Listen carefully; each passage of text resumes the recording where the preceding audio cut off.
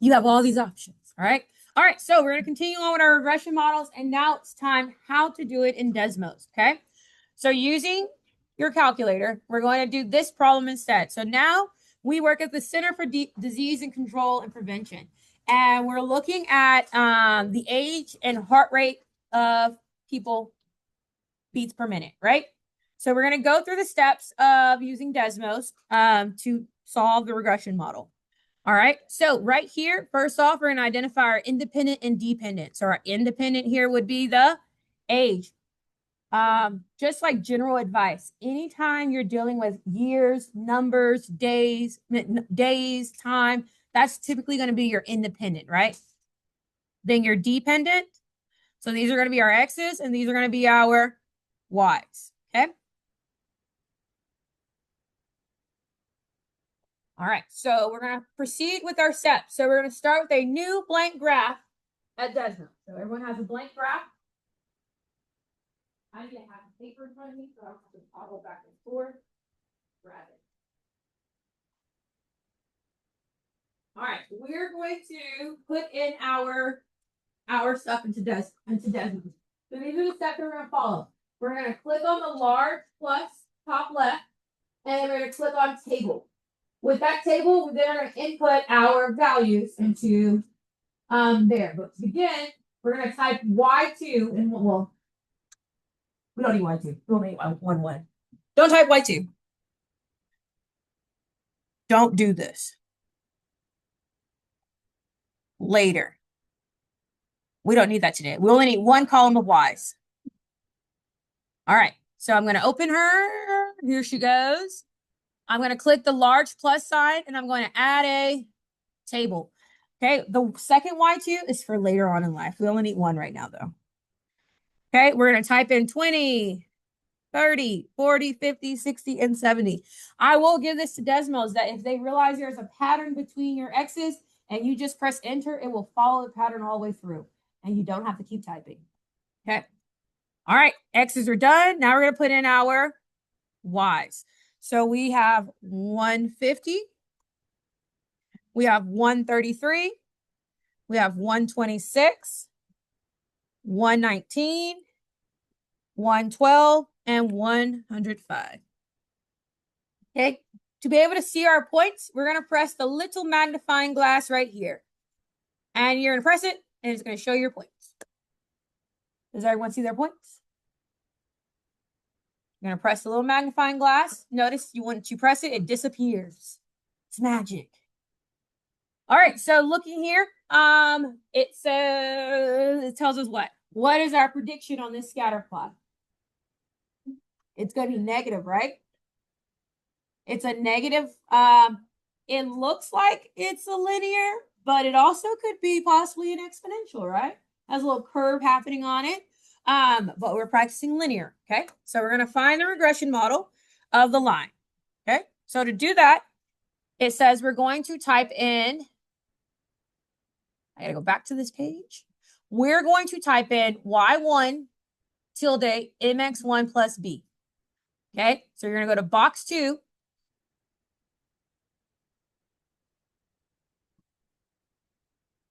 Let me go back to my graph. I don't know why I keep looking there.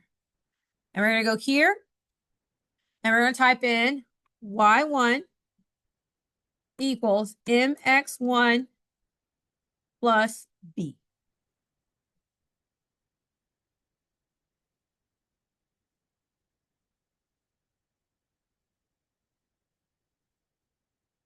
I did not mean to put equal. I meant to put tilde, and that was on me. So if you followed me and put equal, don't do it.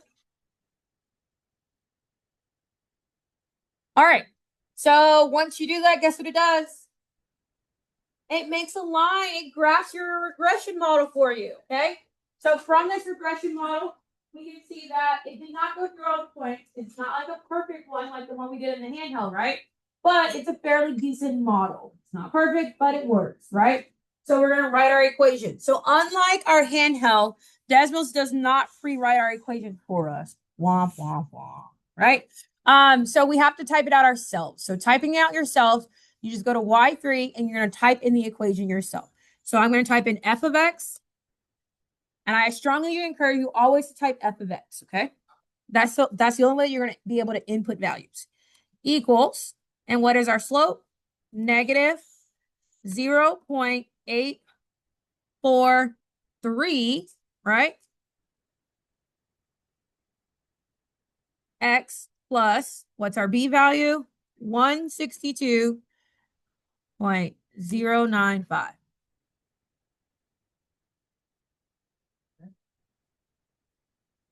Still with me?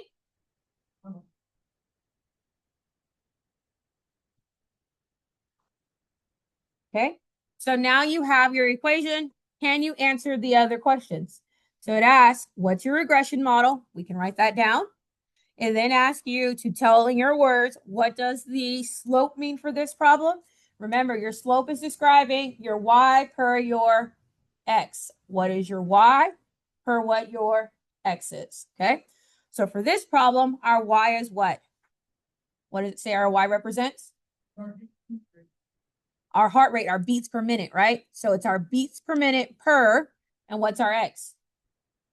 Our age is and is measured in years. So it's our beats per minute per year. Does that make sense? Yeah. And that's how you would write that. Okay. Then it says, what is your y-intercept? Your y-intercept, again, is your y value at 0, correct? So in this case, our y-intercept is what? So our y-intercept? 162. So at 162 beats per minute, when you are how old? Y-intercept is always 0. So when you're 0 years old, your heart rate is at 162 beats per minute. Does that make sense? All right. Now, the next part is, how do you use Desmos to find your values? Remember I told you it's important that you write it as f of x? That's because when you write it as f of what you're looking for, it'll tell you.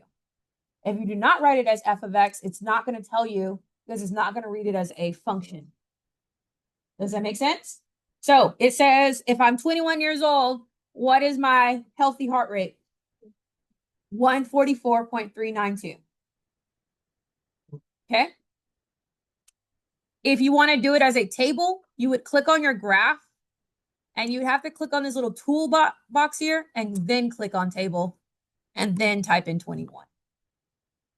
Why would you want to do all of that? I would just type in F and call it a day. But your call. How do we feel about Desmos? So some of you may find Desmos easier and some of you may find the handheld easier. Do I care which one you use? I do not at all. You prefer the calculator? You did it in the calculator. It's the same thing. It's going to get done, right? All right. Regression models. We did it. Doable? You survived? No cranky pants? You're yay, nay? All right.